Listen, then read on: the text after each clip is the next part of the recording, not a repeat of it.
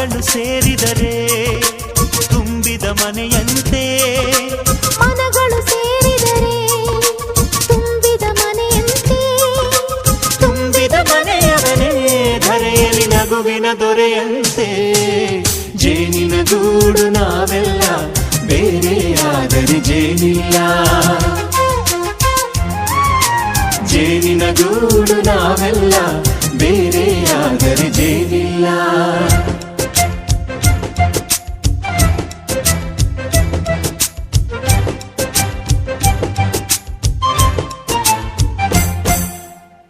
ಬದುಕಿನ ಬೆಂಡಿಗೆ ಅಂಟಿರೋ ಜೋಳದ ಕಾಳುಗಳ ನೋಡು.